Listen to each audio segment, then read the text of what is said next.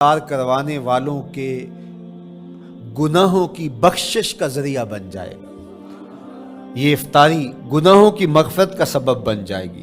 وَعِتْقَ رَقْبَتِهِ مِنَ النَّارِ، اور آتش دوزخ سے گردن کی آزادی کا مجدہ جاں فضا بن جائے گا یہ امر کہ اس نے کسی کا روزہ افطار کروایا۔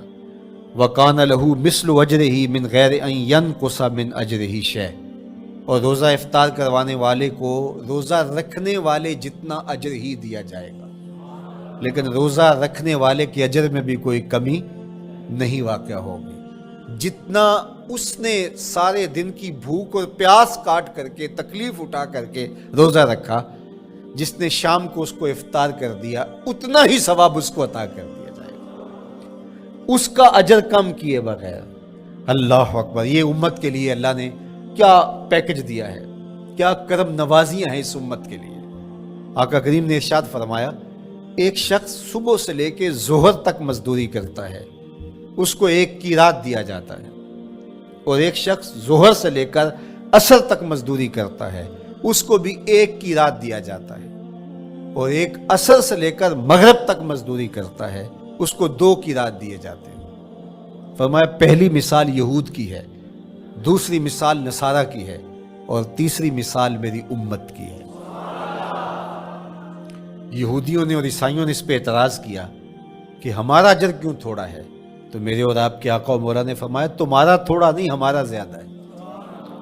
آج کل اگر 1000 روپیہ مزدوری چلتی ہو مزدور کی، تو کوئی شخص صبح سے شام تک ایک شخص سے مزدوری کروائے اور 1000 روپیہ دے دے، اور دوپہر کو اڈے سے جا کے ایک مزدور اور لے آئے، شام کو اس کو بھی 1000 روپیہ دے آئے، اور ایک شخص کو عصر کے وقت لائے اس کو 2000 روپیہ دے دے، تو 1000 والا کہے کہ میرے سے زیادتی ہوئی ہے، تو اس سے زیادتی تو نہیں ہوئی، اسے تو پوری مزدوری دی گئی ہے، اب اس پہ مہربانی ہوئی ہے، اس پہ رحمت ہوئی ہے۔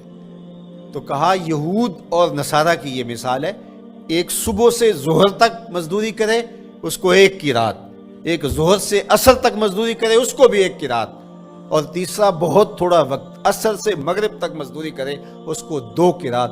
کہا یہ امت محمدیہ علی صاحب الصلوات کو دیا گیا نور ہے۔ تو ایک شخص نے سویر سے لے کر شام تک روزہ رکھا، بھوک کاٹی، پیاس کاٹی، سخت شدت کی گرمی سہی، اور ایک شخص نے شام کے وقت اس کو روزہ افطار کروا دیا۔ اور سنو حضور علیہ السلام کا فرمان، جب حضور نے فرمایا کہ اس کو پورا اجر ملے گا پہلے کے اجر کو کم کیے بغیر، تو صحابہ کا تو دل تڑپنے لگا کہ یہ کتنی بڑی بات ہے۔ اب آپ جانتے ہیں کہ یہ زمانہ ایسی معاشی خوشحالیوں کا نہیں تھا، لوگوں کے پاس تو نان شبینہ بھی میسر نہیں ہوتا تھا، تو صحابہ نے جو سوال کیا، قالوا یا رسول اللہ صلی اللہ علیہ وسلم، انہوں نے کہا اے اللہ کے پیارے رسول صلی اللہ علیہ وسلم، لیسا کلنا یجد ما یفطر الصائم، ہم میں سے تو ہر بندہ یہ طاقت نہیں رکھتا کہ روزہ دار کو روزہ افطار کروا دے، تو یہ اتنی بڑی سعادت، تو یہ تو پھر اہل زر ہی یہ سعادت حاصل کر پاتے ہیں، ہمارے جیسے لوگ تو پھر جو مال و دولت نہیں رکھتے تو وہ تو پھر یہ سعادت نہیں حاصل کر پائیں گے۔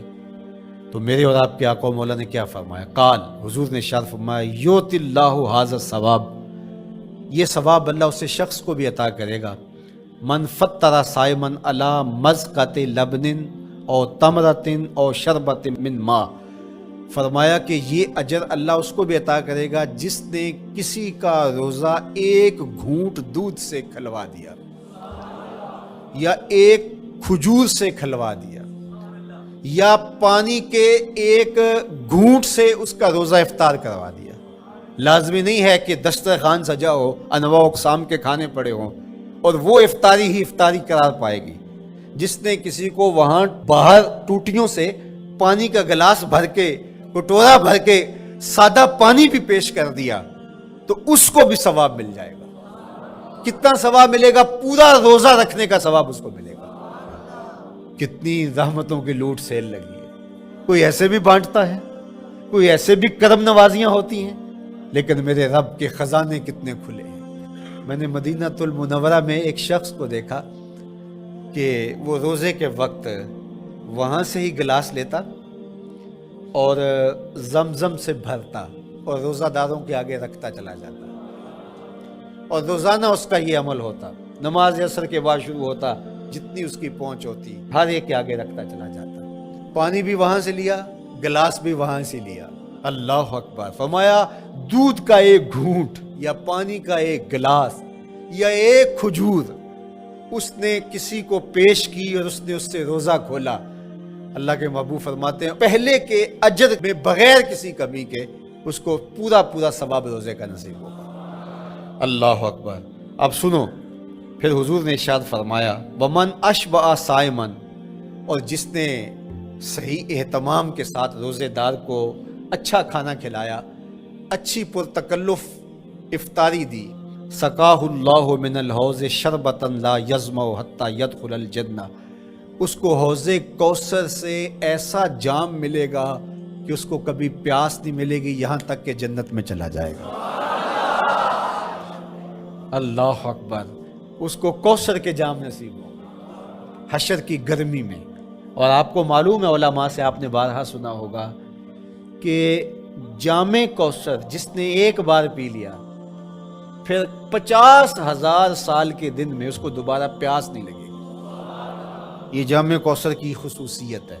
فرمایا وَهُوَ شَهْرٌ أَوَّلُهُ رَحْمَةٌ، یہ وہ مہینہ ہے جس کے پہلے 10 دن رحمت ہیں اور اس کا درمیانی عشرہ مغفرت ہے، وَآخِرُهُ عِتْقٌ مِّنَ النَّارِ، اور اس کا آخری عشرہ جو ہے وہ آتش دوزخ سے نجات کا ضامن ہے۔ فَاسْتَكْثِرُوا فِيهِ مِنْ أَرْبَعِ خِصَالٍ، کہا کہ 4 کام اس مہینے میں کثرت کے ساتھ کرو۔ خصلتان ترضون بہما ربکم، 2 کام تو وہ ہے جس سے تم اپنے رب کو راضی کرو گے۔ وخصلتان لا غنا بکم عنہما، اور 2 کام ایسے ہیں کہ ان سے بے نیاز نہیں ہو سکتے، تو وہ تمہیں کرنے پڑیں گے۔ اما الخصلتان اللتان ترضون بہما ربکم، وہ 2 خصلتیں، 2 کام جن کے ذریعے سے تم اپنے رب کو راضی کر سکو۔ فشہادت اللہ الہ الا اللہ، وہ گواہی دینا ہے لا الہ الا اللہ، وتستغفرونہ، اور تم کثرت سے استغفار کرو، اللہ سے بخشش مانگو۔ یہ 2 کام تم نے کرنے ہیں۔ وَأَمَّا الْخَصْلَتَانِ اللَّتَانِ لَا غِنَىٰ بِكُمْ عَنْهُمَا، اور وہ چیزیں جن بغیر تمہیں چارہ نہیں ہے، فَتَسْأَلُونَ الْجَنَّةَ وَتَعُوذُونَ مِنَ النَّارِ،